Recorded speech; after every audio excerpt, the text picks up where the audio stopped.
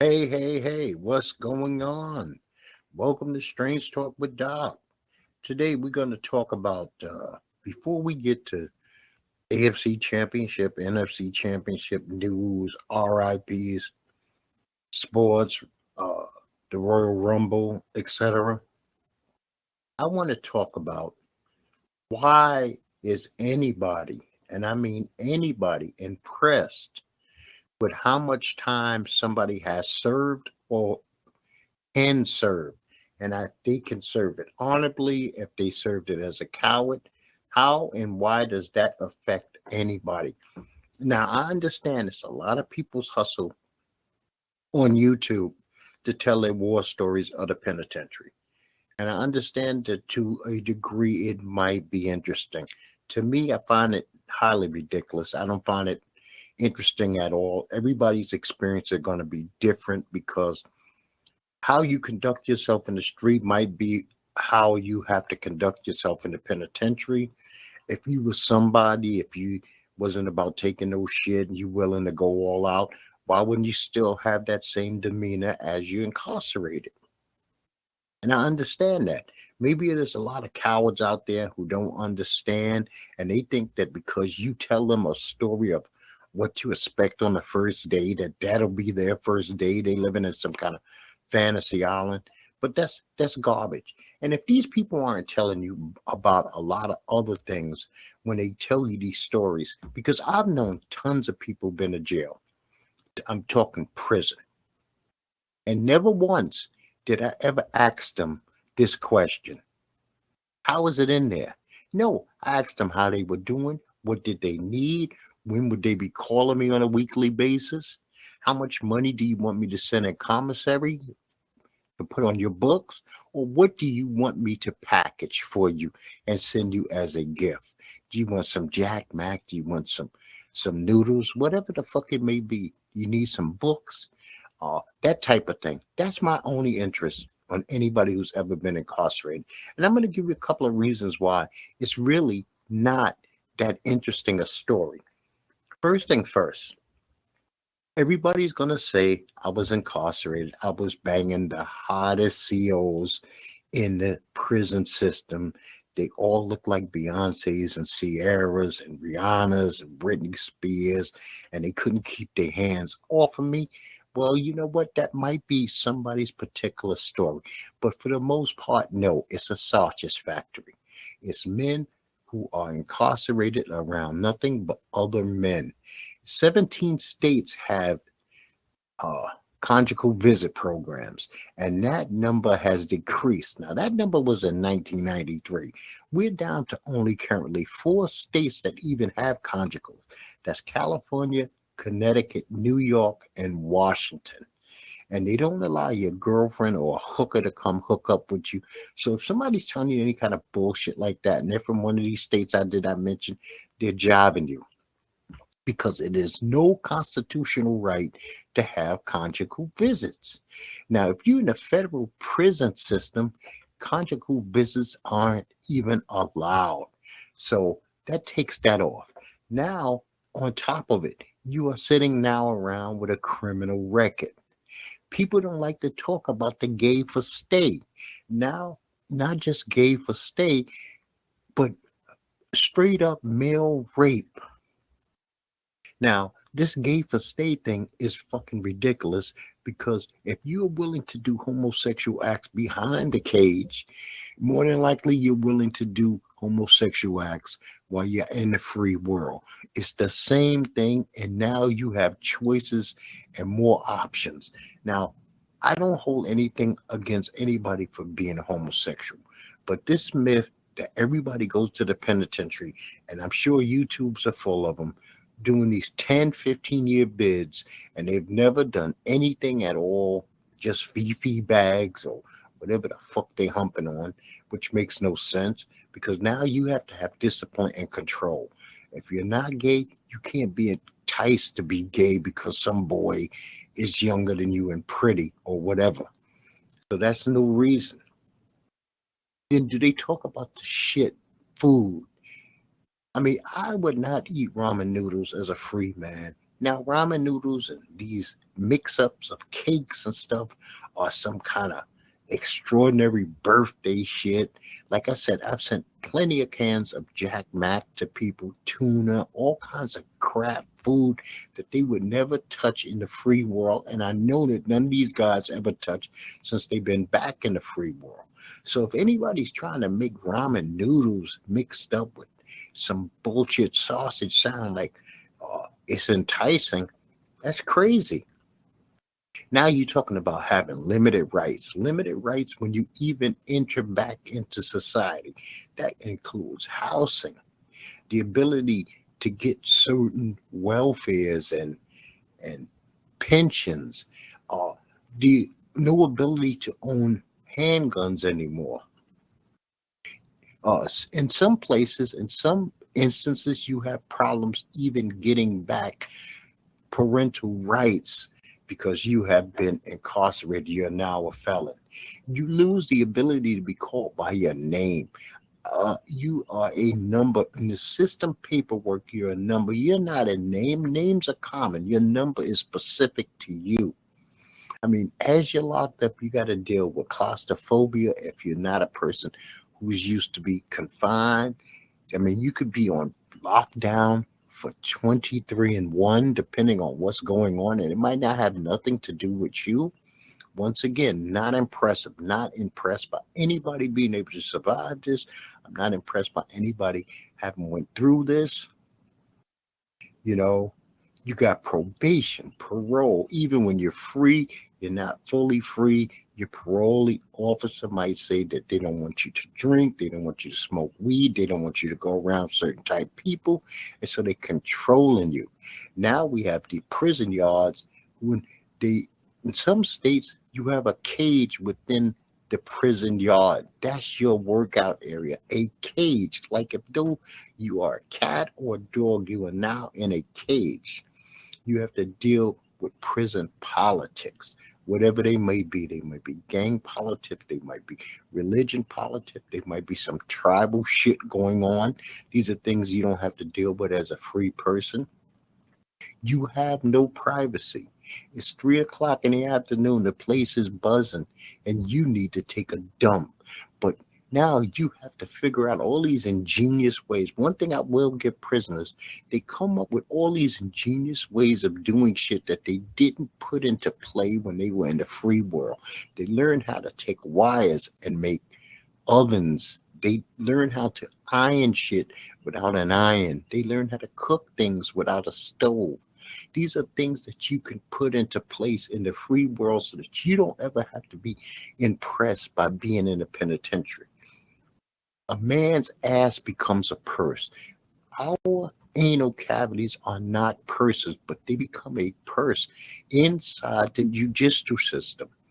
In the penitentiary system, people transport. I mean, this is an area that you don't shove anything up unless you are into some kind of anal activity. It is not normal. It is not to be impressed upon that somebody can shove large amounts of things, including weapons, in their keister. It's just not cool.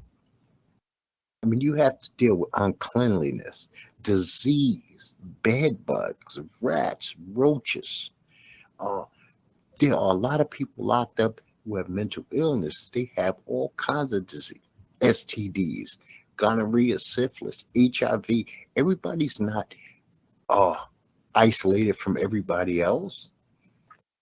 You know, like I said this before, a judge has every right to deny you parental rights because of your criminal record, and especially depending on what you were convicted of.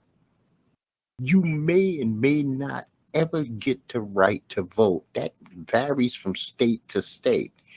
Only 28 states allow you to serve on a jury. Some restrictions are permanent. The right to possess firearms and ammunition, that's out the window. Right to certain employment and housing. There are certain kind of jobs that you will never be able to get because you can't be bonded, you can't be licensed. Traveling internationally to some countries, you can be refused because you are a felon. Visas can be denied. You know, so I'm not impressed by the fact that a man can survive going to the penitentiary. What impresses me is the ability for a man to figure out a way, non-criminally, to take care of himself, to take care of his family, to make sure that he has food on the table, that he educates himself, and he learns to be able to maneuver. See, one thing in common with everybody that's locked up, and that includes, unfortunately, the innocent. You took a L. You took a loss. Somebody said you were guilty or you copped out to something. Free people who are not in front of a judge, a jury, or grand jury do not end up in the penitentiary. It's not a weekend retreat. Nobody says, let me just spend a week in Attica. Let me spend a week in Ossining. Let me spend a week in Sing Sing. This is not a bed and breakfast. Your life can be changed in a heartbeat walking through the gates of any penitentiary, any place, and that includes just county jail, because you don't know what's on somebody's mind. You don't know what they're going through, who they lost, how angry they are. They could be a murderer, cold-blooded. I mean, so I'm, like I said, once again, it's not an impressive situation. Impress somebody by living a clean life. Impress somebody by helping others, not selling drugs and destroying your community, not killing innocent people.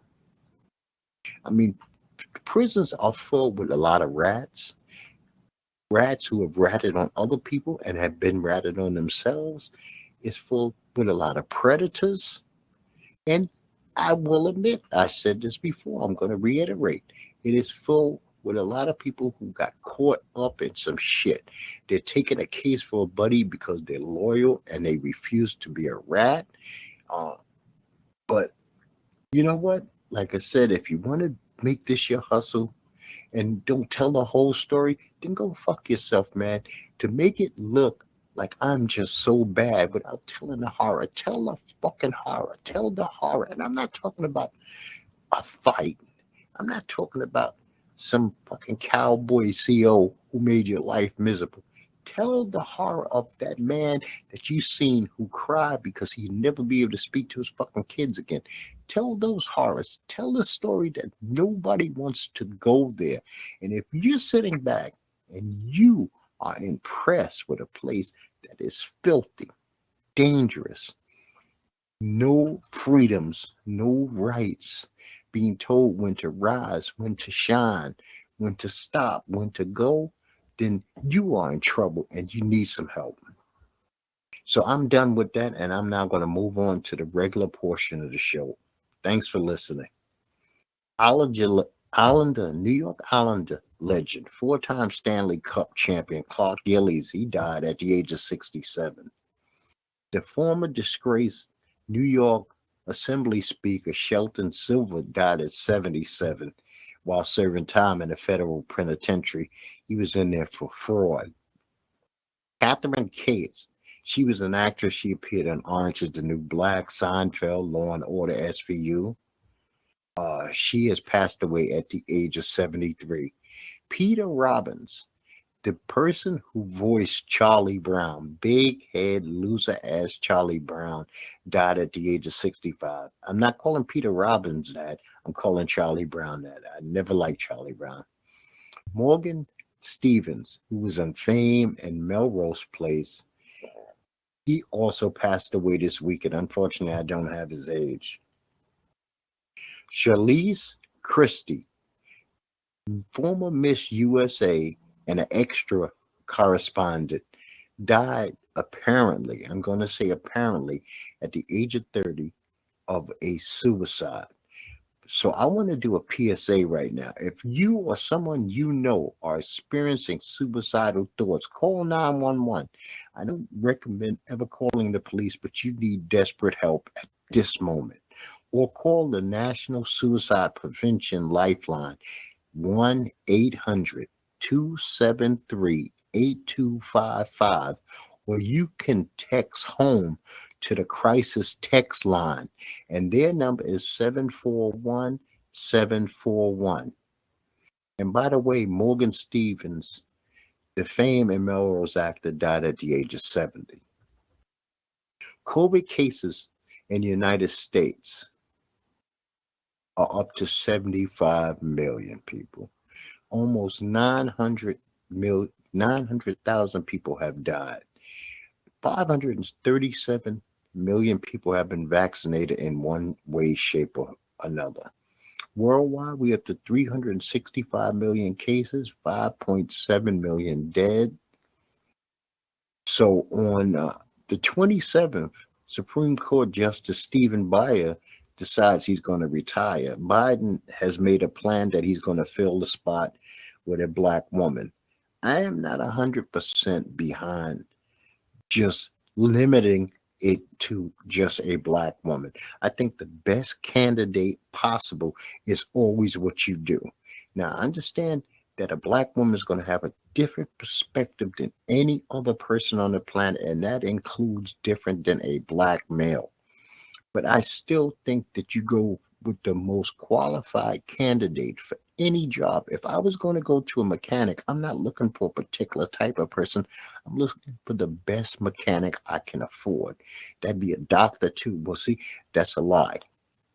I only like female doctors, and I don't like male doctors because I don't want to be touched in certain places by any man at any time. No dude's walking around saying he shoved fingers in my ass.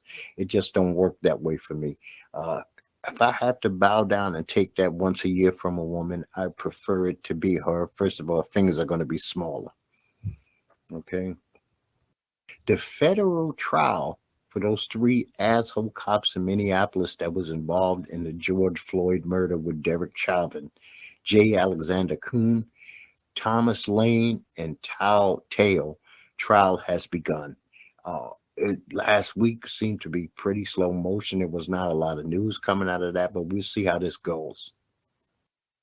Joe Rogan had an interesting week.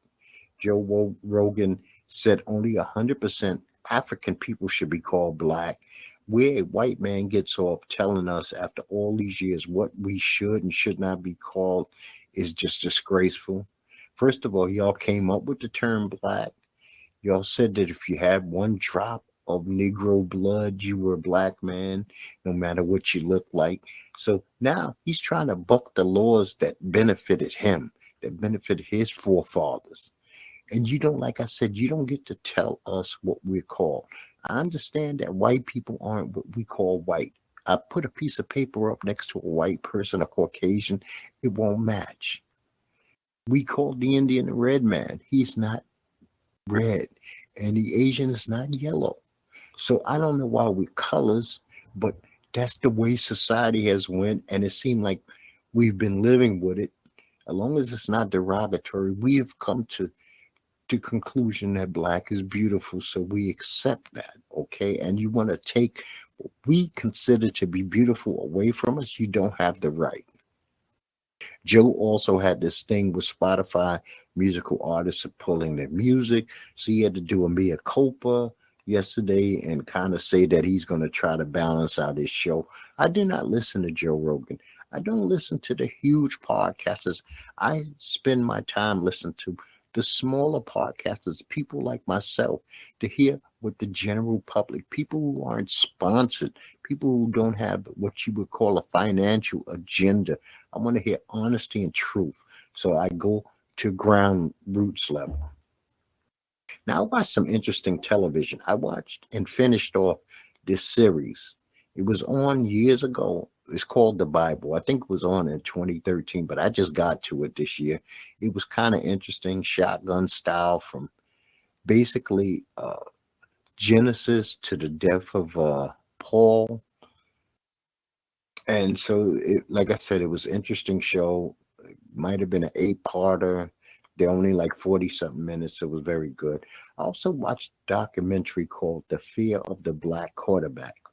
That was a very good documentary. It was out on Vice Land about a year ago, but I didn't get a chance to see it. I finally got to see it. This Is Us was very good this week. It dealt with Jack and his mother and father, and how his mother still felt like a victim of Jack's father, even though they had been separated for years, but when an abuser scares you that much, just the thought that they might be coming around a corner can affect you going forward. So I thought it was a very heavy story. I also watched the Janet documentary. Janet, as in Miss Jackson, if you're nasty. It was a very good documentary. There was a lot of things that she said that I never heard before. It seemed like the family doesn't hate Joe.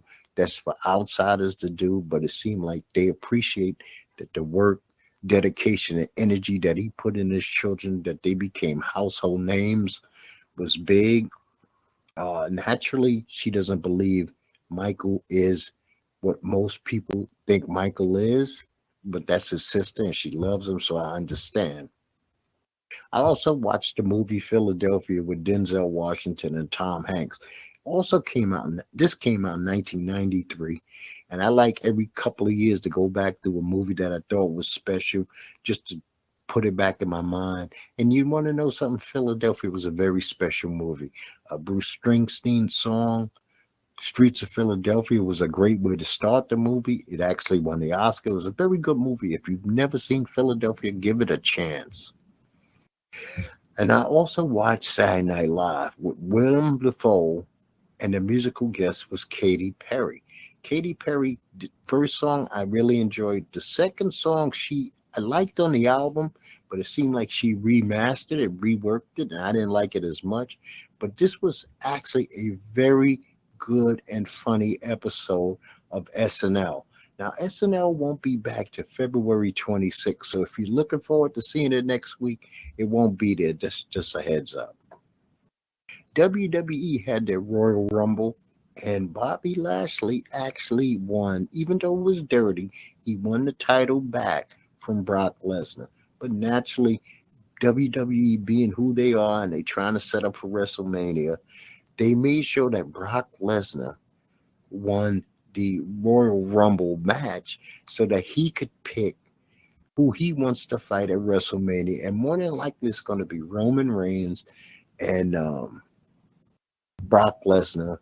They want to fill up the arena, and that's going to be a guaranteed fill up on the arena. Overall, I thought it was pretty good. A lot of people always over dig into what's going on in wrestling. They always have, and they always will. This spot wasn't that, and that person didn't do that, and I didn't like the way they did. You know what? It's wrestling. It's entertainment. I don't take it too serious. Matter of fact, at the end of the day, I don't take it serious at all. I'm a grown man. It's just entertainment. Now, the Hall of Fame vote was this week, and one lone member got in. David Big Papi Ortiz, mostly known from his Red Sox days, but he played somewhere else. I believe he was a Minnesota Twin also before he was who we knew as Big Papi. Now, if I'm not mistaken, he also had some false positives himself. Now, we know from his body type, it wasn't because he wanted to get jacked, but it probably was due to the fact that he wanted to recover from injury.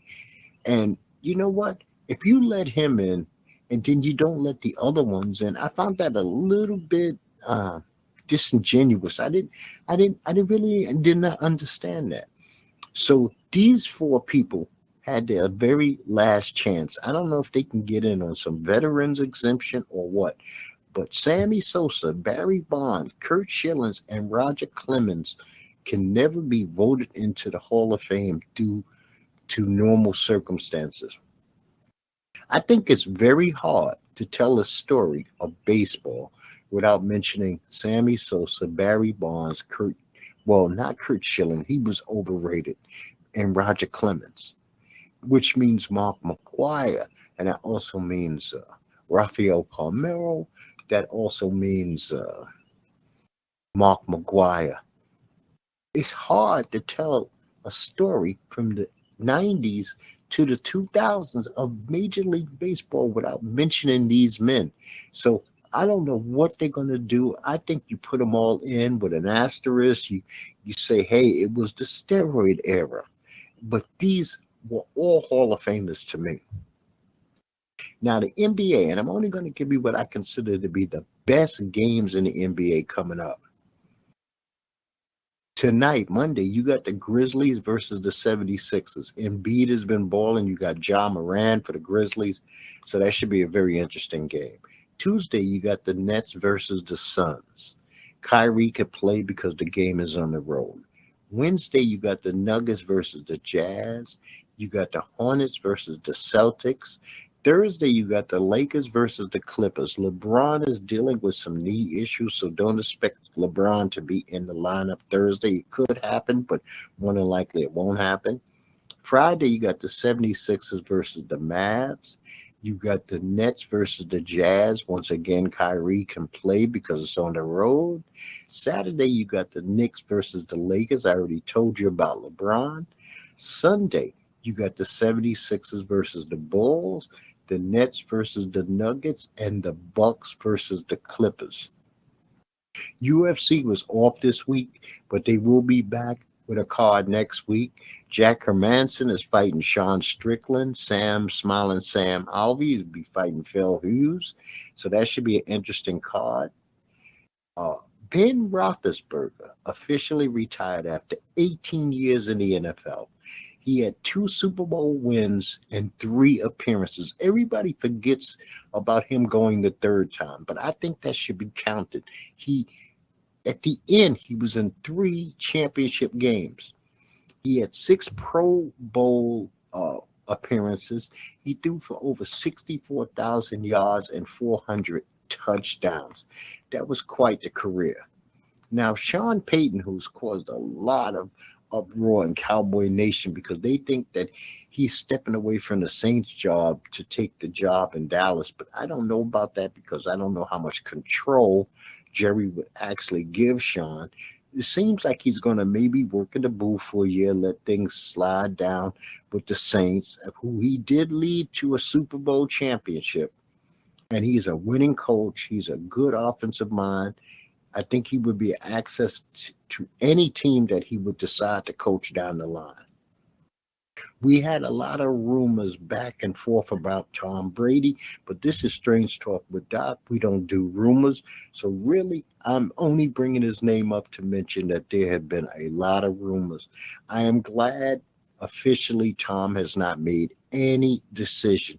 I didn't think that Tom Brady was the type of person to take the shine off of teams playing in the AFC and NFC championship and make it about him. I did never see that as a part of who he was, and he did not disappoint me because he did not do that officially. Other people made speculations, other people made proclamations, but that's on them. That's not on him. So the AFC Championship game was yesterday, and the Bengals were down 21-3 to the Chiefs in KC, but they came back to win this game 27-24 in overtime when Evan McPherson, this fucking rookie kicker, made the kick. And I was begging the Bengals to kick the ball way before they actually kicked it. I thought they shouldn't have even attempted handoffs at one point when they got inside the 20. I was like, this dude has been nothing but money. He could easily make a 30-something yarder. Now, Mahomes wasn't the greatest Mahomes. Did he get out of a lot of situations? Yes, he did. But Mahomes threw a bad interception. In overtime, he threw another interception early in the game. The Chiefs couldn't capitalize and score before halftime, not even get a field goal. I am happy, actually. Joe Barrow's something else, people. He is something special to behold. Him and Chase, they held Chase down for a while, but Chase got going. Mixon got going. I thought the Bengals defense was an abomination for the first 3 series. I said, this is going to be a blowout. But I did tell my wife also, let's not forget that this had already played out early in the season. They were down and getting beaten, battered by this same team and came back and win that game in overtime. And they repeated it again. And to do it in hostile territory, I say congratulations to the Bengals. Now, the AFC Championship game was the 49ers versus the Rams, which the Rams won 20-17. 49ers was up 17-10. And Jaworski Chard drops this interception in the fourth quarter, which could have pretty much, I would have thought, closed the door on the Rams. Right in his hands, the easiest interception you'll ever see. Matter of fact, there was a big interception dropped in the Bengals game that could have cost him, but it wound up not. Jimmy Garoppolo should have played his last game as a 49ers. This was not a good showing. He threw that, like I said, he threw interception right as soon as they got the ball on the last drive. He had a chance to go down the field and maybe potentially get a field goal or a touchdown to win the game. But he has never shown that he is that dude in that pressure situation that you can rely on. Remember the Super Bowl overthrowing Samuels?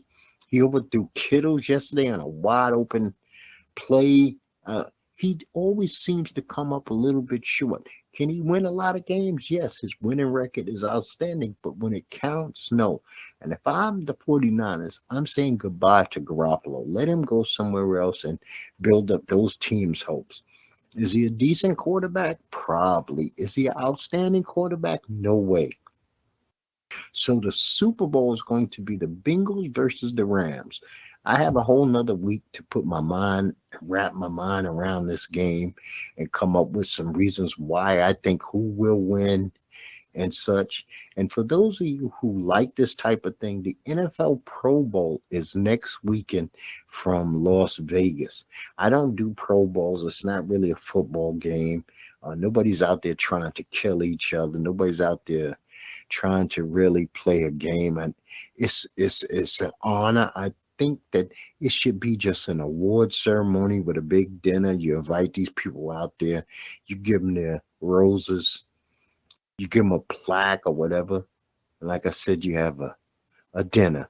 And no team or player takes any risk of being hurt, tearing MCL, ACL, an Achilles. I don't think it's fair to the guys. I don't think it's fair to the teams that pay them. Now, next week show is going to deal about YouTube, the home of way too many super untalented vultures, copycats, and straight up and down parasites. I'm going to say that again. Next week's show is going to deal with YouTube, the home of way too many super untalented vultures, copycats, and parasites.